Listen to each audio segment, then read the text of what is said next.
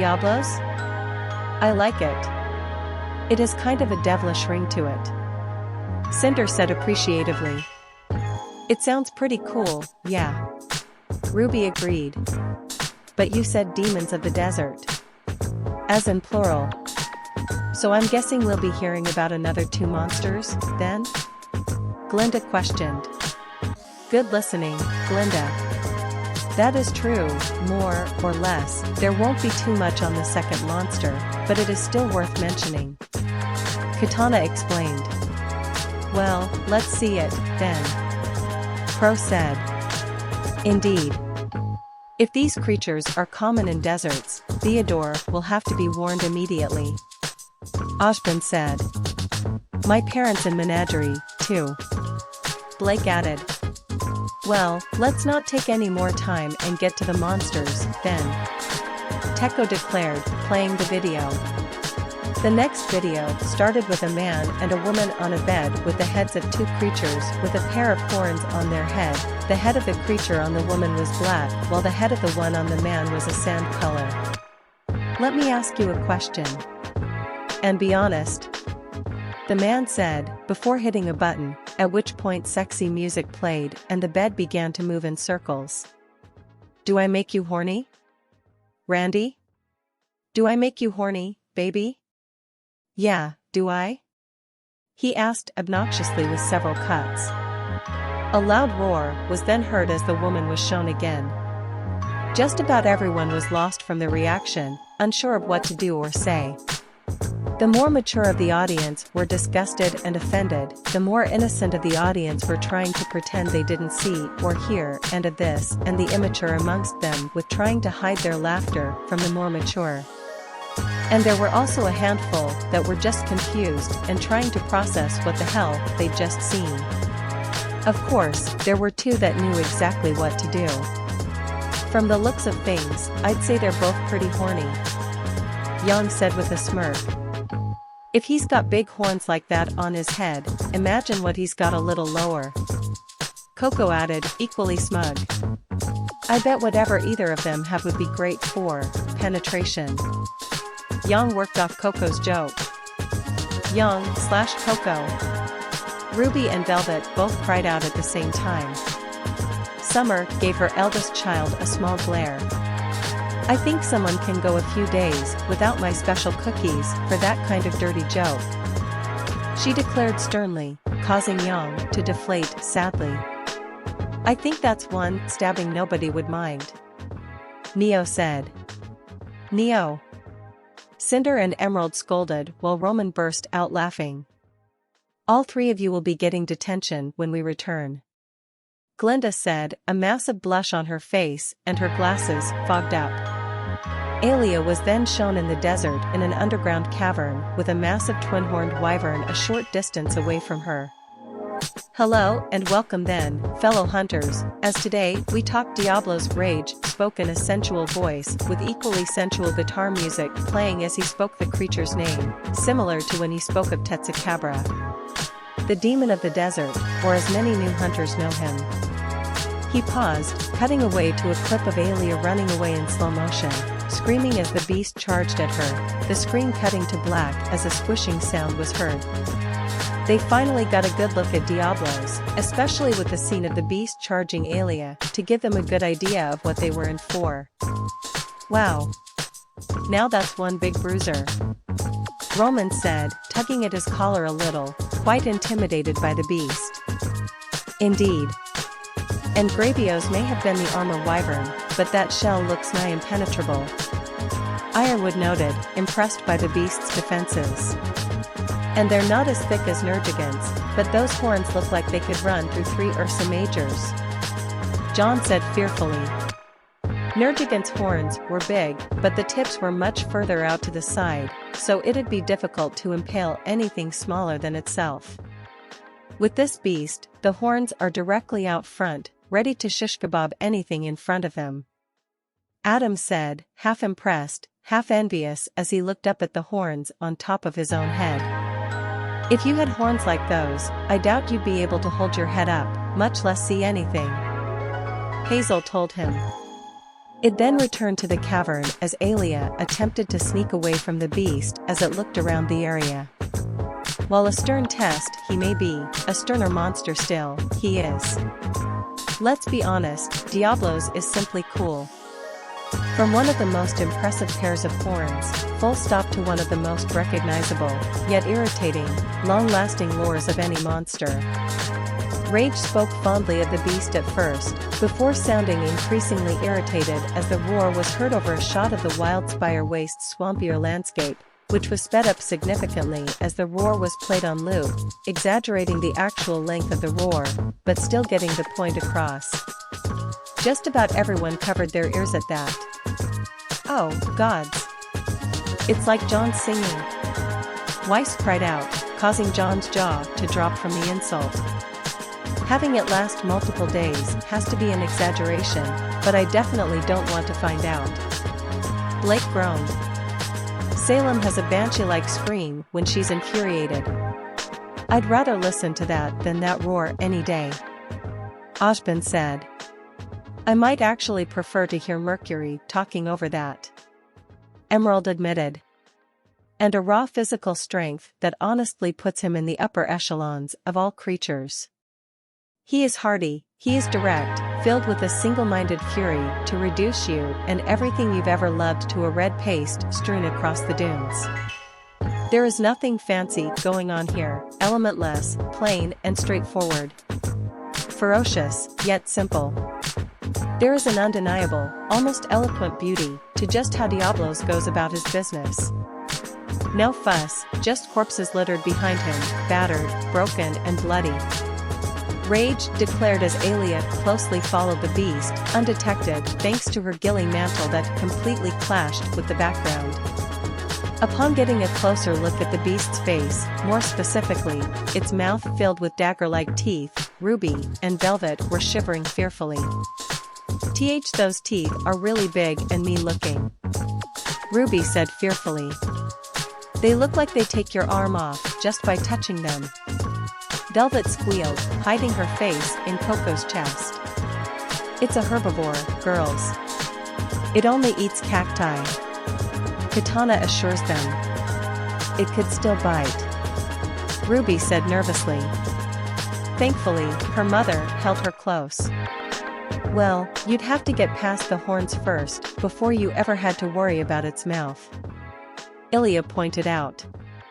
Their eyes, then are heavy set under their horns. Rage explained as a close-up showed small purple eyes, barely visible past the horns. This restricts their peripheral vision more and more as the horns grow, but this matters little to the Diablos, as it's only really interested in what's straight ahead of it.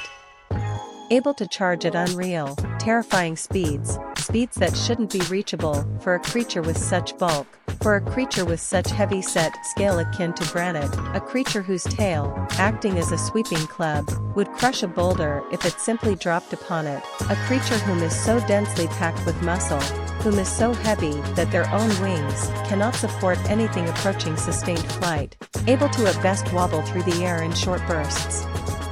Primarily, the wings are used to help pull itself free if it should find itself stuck within the earth.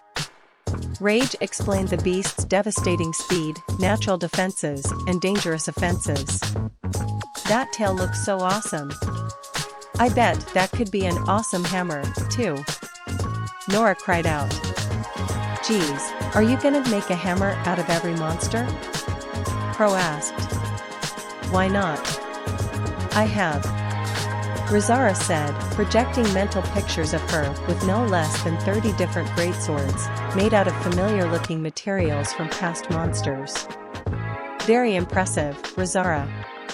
Many of those weapons seem to have the power of different elements, so while the weapon is always the same type, you have an endless amount of diversity with the various swords. Penny noted. But back on the subject of the tail, it may be able to do as much damage as a Duramboros. It wouldn't surprise me if that tail could smash a paladin. Winter stated. And if it can't, its horns could certainly do the job. Especially if it pierces the pilot.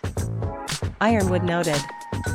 But despite all this, the onslaught remains, one of the most deadly charges of any monster, the horns able to penetrate deep into stone at the force of impact. The horns, denser, by far, and sharpened to a razor point, capable of puncturing even the most well-fashioned armor. Facing down this mighty creature's relentless advance is one of the hardest tests a hunter can face, and one, if they should pass, results in them being granted a wheelbarrow, the function of which is to help carry their massive balls.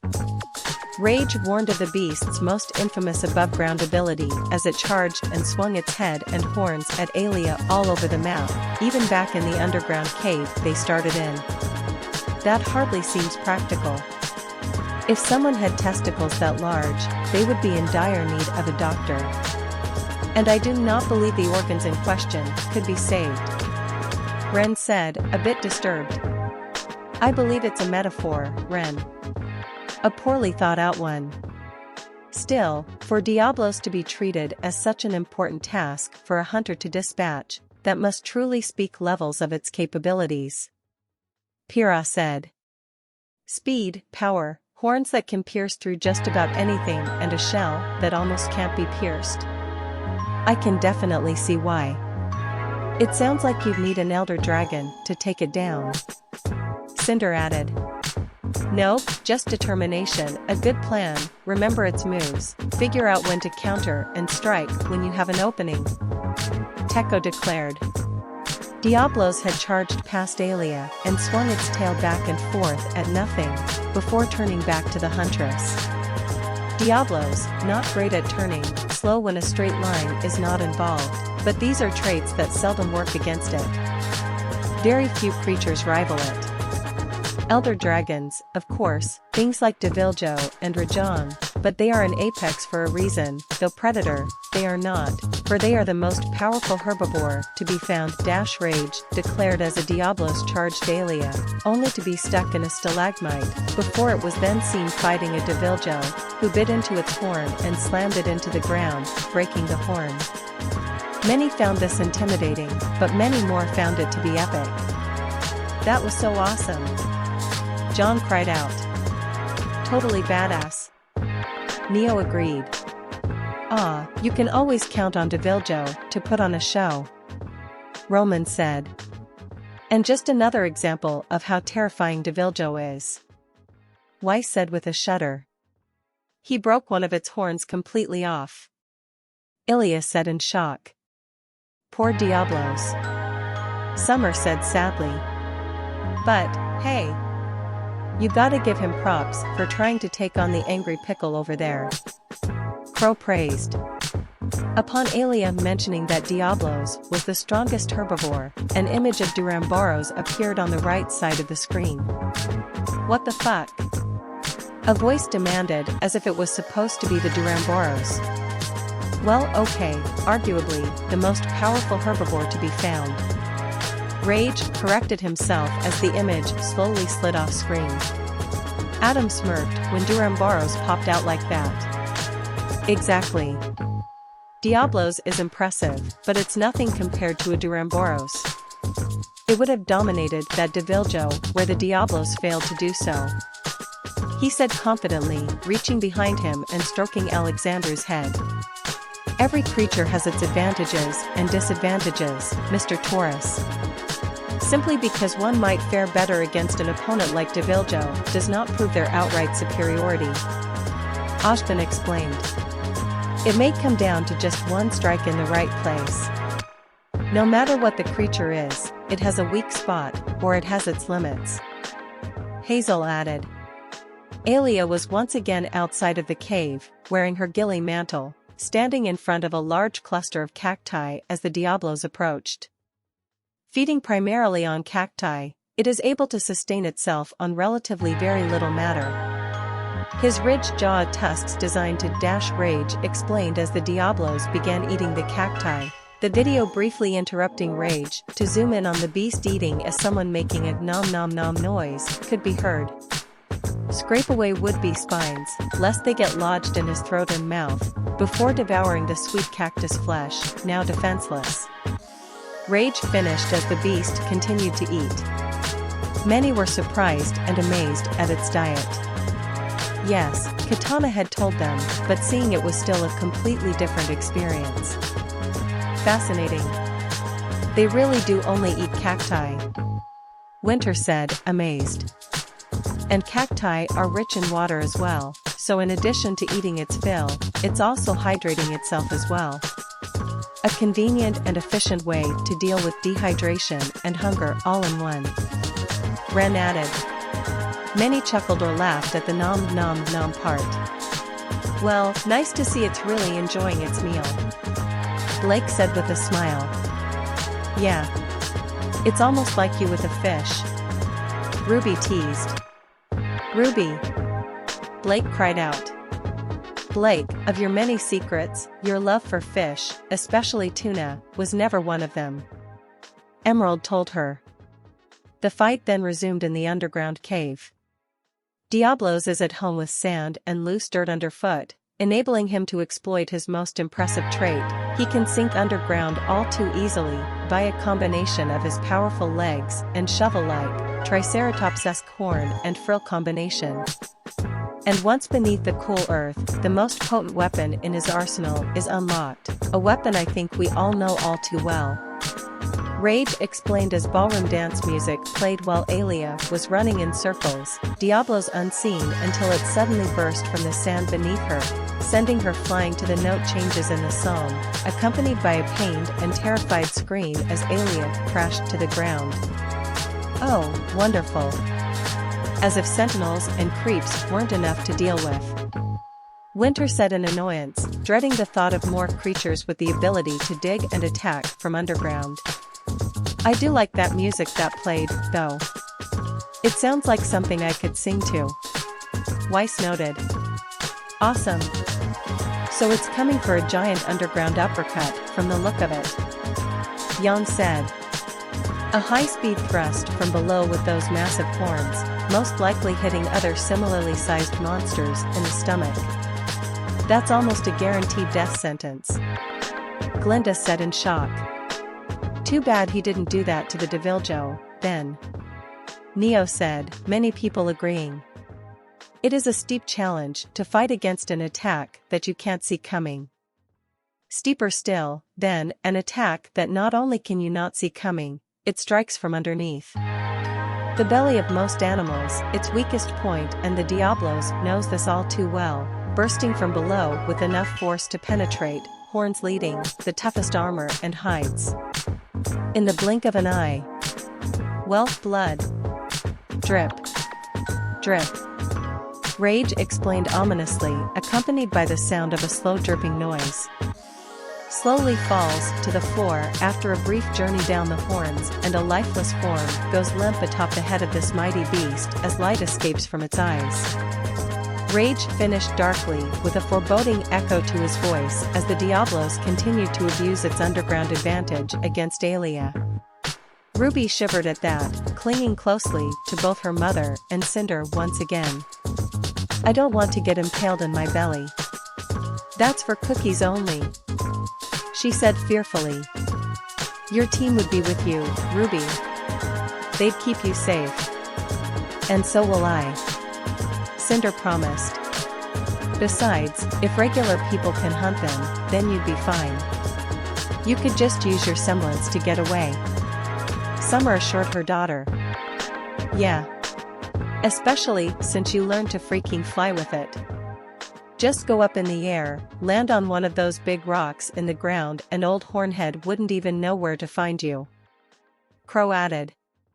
Still, an attack from underground like that. How can you possibly prepare for something like that? Pyrrha asked. That's coming up, don't you worry about it, Katana said. Suddenly, an open stretch of desert was shown. But more than this savagery, the Diablos underground can move from place to place with incredible precision and speed, enabling it to claim and defend violently a vast wasteland kingdom. They are incredibly sensitive to both sound and vibrations, able to detect the slightest hint of an intruder from nothing more than the steps they are taking. The Diablos then will leave the epicenter of its home, likely an underground cavern, and head directly to the poor, unfortunate soul. It will then, with every ounce of violence it can muster, go about dismantling and destroying this daring invader. Of course. Because it wasn't already dangerous enough, it has to be able to cross its entire turf before you even realize you've entered it. Ren complained. Bring it on. I'll take it down, take its kingdom and be queen of the castle. Nora declared. Yeah, good luck with that. Ilya told her. I would highly advise against that, Miss Valkyrie. Ozban agreed. Back to the underground cave, Ilya was hacking at the Diablo's legs, before rolling away from a tail swipe. For a Diablos is proud if nothing else, both of its boiling empire and the weapons featured so prominently upon his head. See, for a Diablos, the larger both land and horn under its control get, the more likely it is to attract a mate. A Diablos would quite simply rather die than lose either. It is perhaps the greatest insult one can deal to this majestic wyvern is to remove its horns, yet leave it alive. Rage explained as Aelia put down a shock trap to leave the Diablos stunned and electrocuted, unable to move as she delivered a devastatingly powerful combo to its horns, breaking both of them off in quick succession, before throwing down a smoke bomb and having a wingdrake fly her to safety while making Swaberg's escape noise, later seen to be holding one of the severed horns with each arm. Yeah, I'm not gonna lie, guys, it's kind of fucked up whenever you go on a horn run. Rage admitted. A soldier was then shown speaking to one of his allies. Are we the baddies? He asked. Ruby, Nora, Velvet, Hera, Penny, Glinda and Emerald were all horrified and furious at the same time over Alia's actions, while sorry for Diablos when people go after just its horns. They need those horns. Don't break them off. Ruby cried out. Or at least finish the job and bring the monster down. Isn't that what hunters are paid for? Pyrrha demanded, to which the three demon women nodded. Now that's just a dick move. Emerald snapped. Though crudely put, I agree. It's no different to poachers hunting elephants for their ivory. Just absolutely despicable. Glinda agreed, glaring harshly at the screen. That practice should be illegal. It's not fair to anyone, including the Diablos. Penny said angrily. How could somebody do that? Velvet asked, horrified. Some people are just cruel like that, Vel. Coco said, holding her close. If makes you feel any better, those types of hunters are very frowned upon. I guarantee we only return from a hunt after successfully taking down a monster. Razara said. A pair of Diablos were then shown fighting, before one smacked the other in the face with his tail and chased him away. Now, technically, a Diablos can grow their horns back, it just takes a bloody long time, and in that time, well, the likelihood is they will starve or be killed by the Diablos that immediately comes in to take everything they hold dear, mate included. And, of course, the sensitivity to sound, vibrations and the like, while incredibly key in its survival, can be used against it, something hunters have been doing since time immemorial. Rage explained as another fight between two Diablos was shown, in which case the two charging directly into each other resulted in one's horn snapping off, accompanied by people wildly cheering. A sudden, violent shock of sound, well, overloads its senses, and causes a Diablos to, let's say, freak the fuck out. Rage explained as the huntress in the scene tried to escape, but was still sent flying by a careless tail swipe from the dominant Diablos, not that it would care if it did hit her. Good. At least they have some weakness.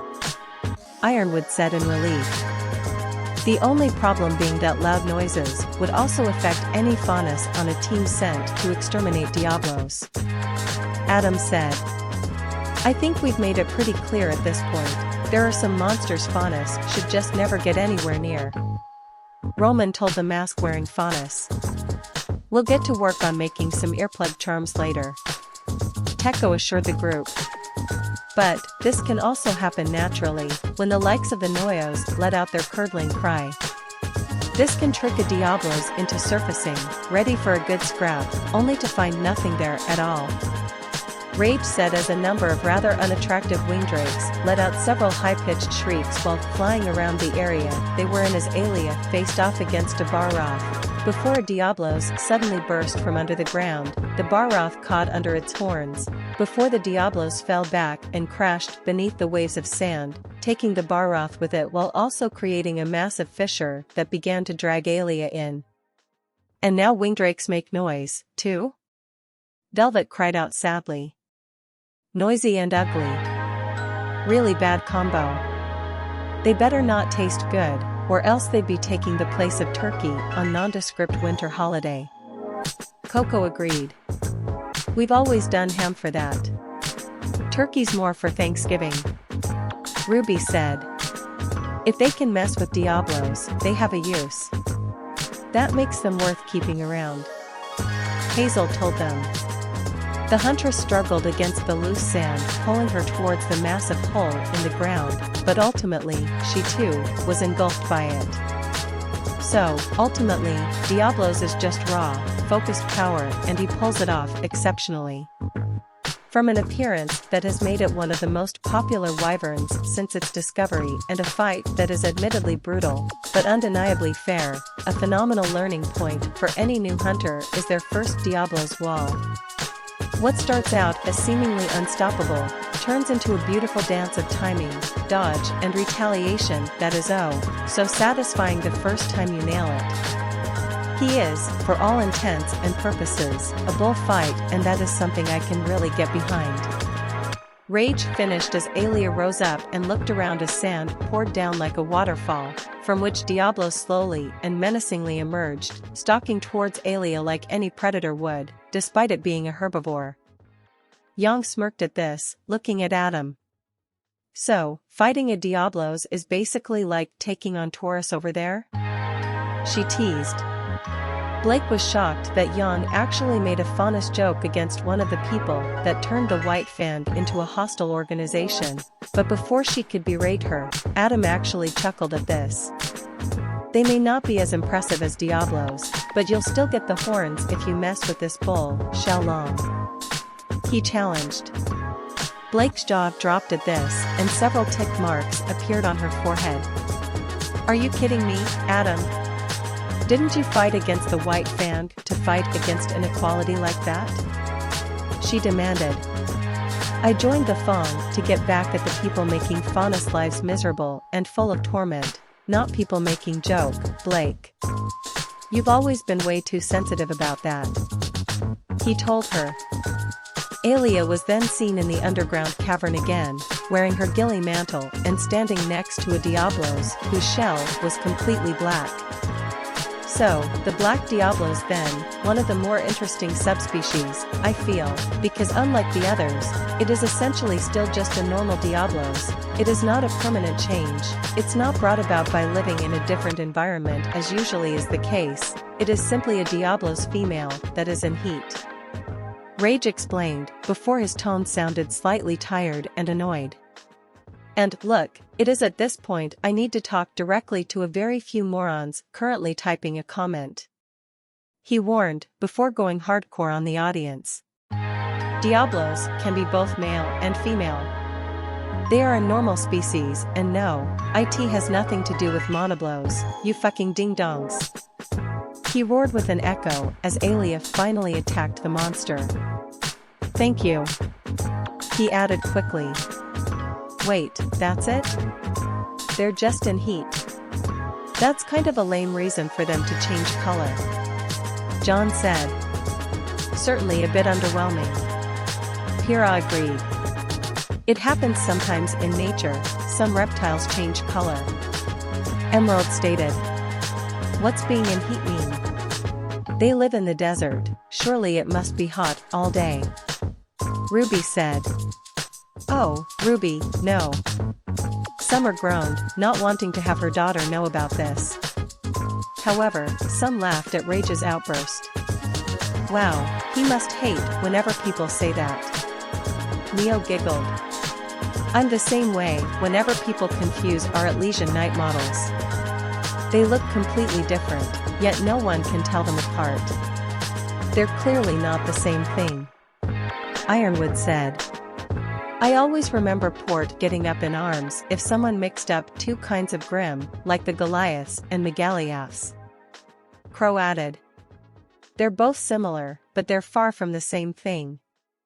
Distinction is always important. Glinda said. Really, this is aimed at a tiny minority. Most of you are lovely people, and I could not ask for a better set of viewers. Now this is a concept I'm particularly fond of. Outside of it being wholly unique, it simply reminds me of my lovely little bearded dragon every time I fight one. Rage explained as the scene of Aelia fighting the Diablos was replaced with a bearded dragon lounging on a couch.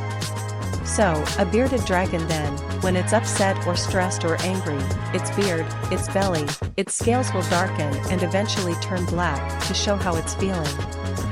So I always just get that imagery when I see a black Diablos, and because of that, completely buy this drastic change.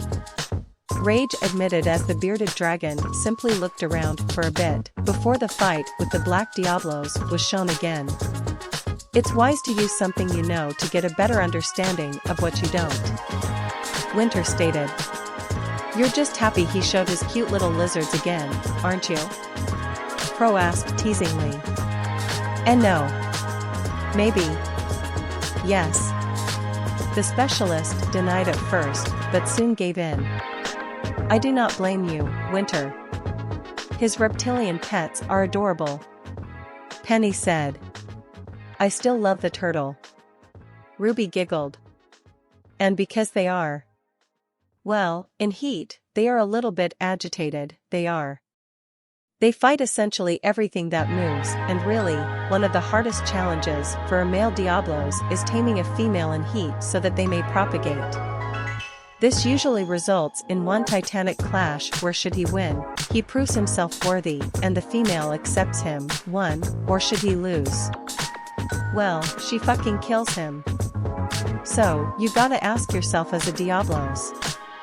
Rage explained the complications of the Diablos dating scene before cutting to a movie clip. This clip showed a Diablos head superimposed over a man's head. Do I feel lucky? He asked. It then showed a person with a black Diablos head over theirs. Well, do ya, punk? He questioned his potential partner. The intellectuals understood this part. That would make sense. Due to being in heat, she has many more hormones, which would make her far more aggressive. Winter noted. And that particular drive would likely wear down her patience, which Diablos seem to have little of in the first place, making her incredibly impulsive and driven on pure instinct more than anything else. Weiss added. But yikes. Killing their mates if they lose? That's a bit harsh. John said. It's called survival of the fittest for a reason, kid. You have to be strong to survive in nature. Hazel told him. That doesn't make it any less disturbing. Nora groaned. Thank goodness, Faunus, don't go crazy like that. Velvet said in relief. Back to the fight in the cavern. So, translated into your actual hunt, then. She's a lot faster, she's a lot stronger, she has a little bit more of an edge to her attack patterns, able to readjust charges, able to combo much more effectively, her burrow strike is much further reaching and has all sorts of lovely, delicious alterations on timing. She really is just Diablos, turned up to 11, and that's something I can actually appreciate. Her as a subspecies doesn't drastically alter the fight, it's not like a fire to ice element swap. Rage further explained why he enjoyed the subspecies as the image of an icy leviathan quickly flew across the screen. She is simply a better Diablos, and I believe it may really be one of the best pairs, full stop. He finished his explanation of the darkened Diablos. Yeah. She bring a whole new meaning to girl power. Jan cheered. So, how often does the female win compared to the males? Ren asked. In my experience, about every 4 out of 5 times. Katana told them. Dang. I'm amazed those guys aren't extinct. Coco said.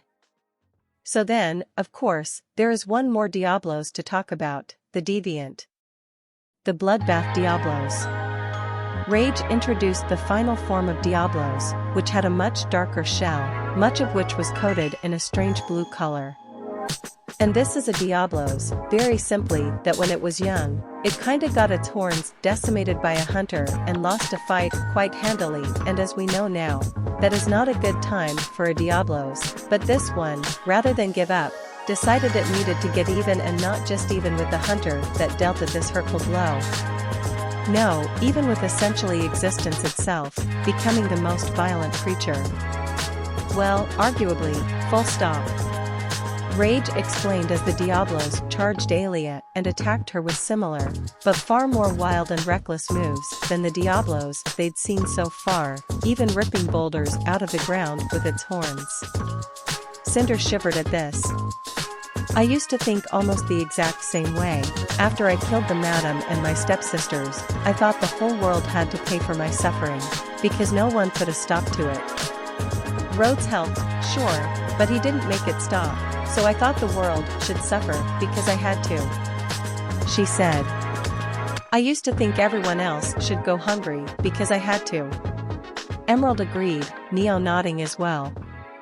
Yeah, we all thought everyone should have it as bad as us. Roman confirmed. But you've all learned and changed your ways now. Because you've learned what you were doing was wrong and you want to make amends, if not for yourselves, for the people you care about. It's a beautiful thing.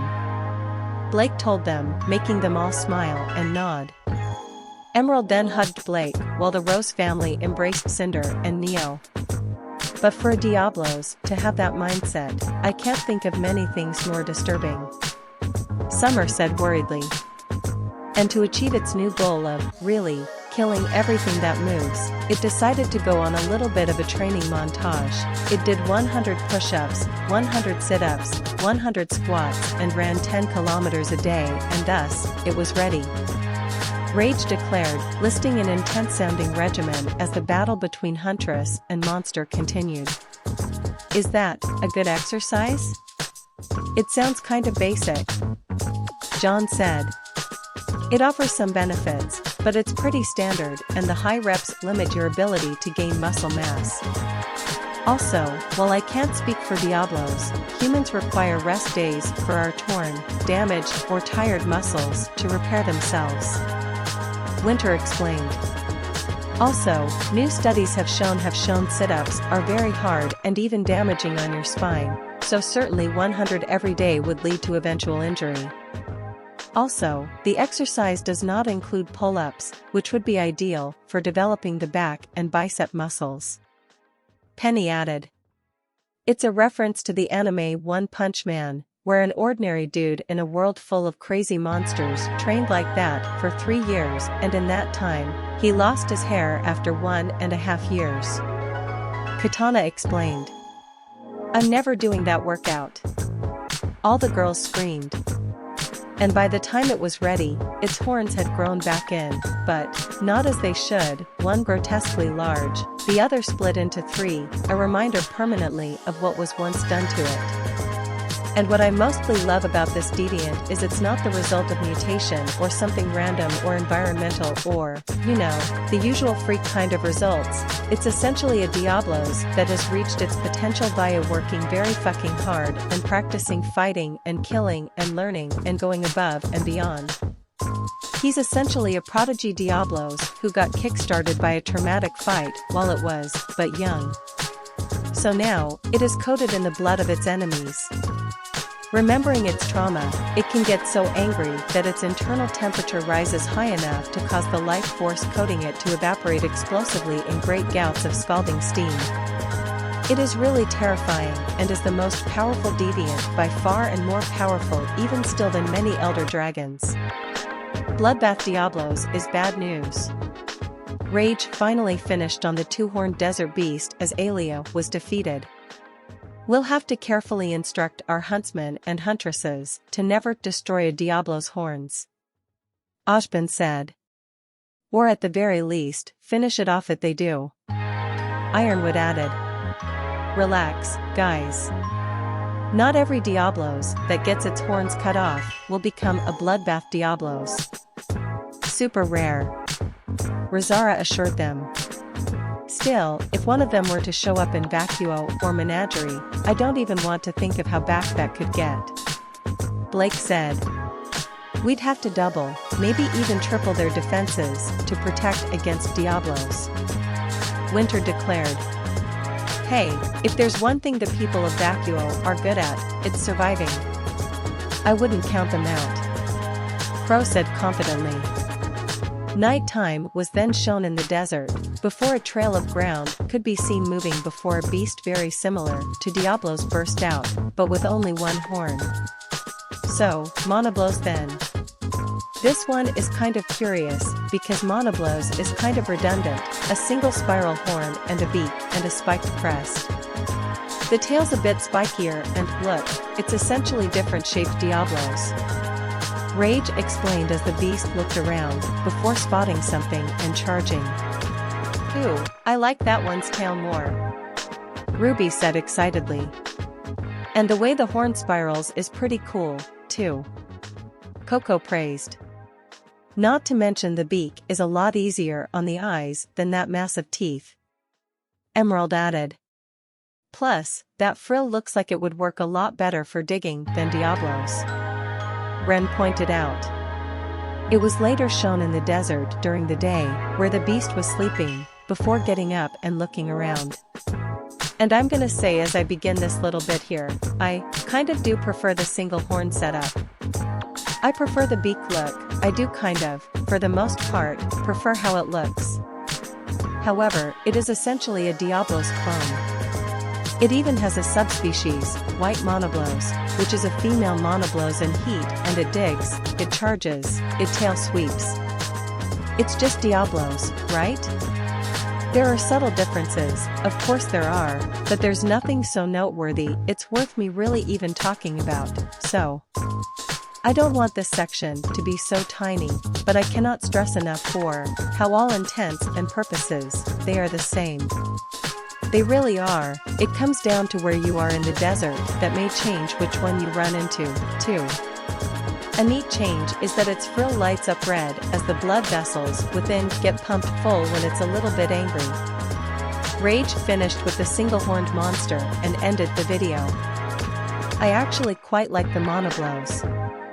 Its tail looks quite a bit more effective and that frill works much better as a shield than Diablo's head crest, Pyrrha noted. And assuming the creatures are of similar size, Penny began, looking to the hosts. Tekka was the first to notice. Oh, right. Diablos gets from 60 to 85 feet.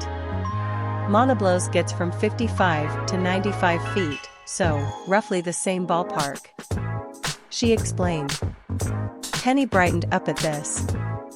In that case, it should be even more powerful, as due to the nature of pressure, a similar, or even larger force over a smaller area, the one horn instead of two, the pressure should allow for the single horn to do much greater damage by striking with much more pressure, Penny explained. Yeah, but Diablo's tail is way cooler. It's not as spiky, but it's way bigger and can smash stuff way easier, Nora declared. And even if it is a vegetarian, if it decided to take a bite out of a person with those teeth, you're done for, Yang added. All excellent points. I guess in the end, they're so similar, it would be impossible to find a winner, so it does come down to which you like better, Ironwood stated. Well, that was certainly impressive. Both creatures could certainly be steadfast allies of formidable enemies, Ashbin stated. Indeed. Although this makes 4 flying wyverns we've seen now that cannot actually fly, Glinda noted. It's really more of a classification than anything else. I wouldn't personally call Glavenus or Brachydios brutes, yet they fall into the brute wyvern category. Katana explained. Either way, with them both around, Vacuo and maybe Menagerie are about to get a lot more hectic. Blake said, worried about her parents and home. Still, it would be nice to see a flying wyvern that can, fly. Nora stated. Well, I guess it is about time you learned about him. Razara said. Him? John repeated, both interested and intimidated. Him. The king of the skies himself. Rat Halos. Teko declared. King of the skies? That sounds so awesome. Ruby cheered. Right, but didn't Sai say in the Legiana video that at least 3 other flying wyverns can contend with it for that title? And 2 monsters can beat it that can't even fly? Cinder questioned. Yeah, that doesn't sound too keenly to me. Emerald agreed. Well, just because they can beat someone doesn't mean they will. John could beat Cinder, but he'd have to fight smarter and get in some lucky hits. Katana explained, before deadpanning. Luckier than her being injured and stunned from pain, literally on her knees and wide open, but you still somehow screwed that up. She said, referencing Volume 5. Well, hopefully that won't have to happen now. John stated. Either way, come on. I want to see what this guy can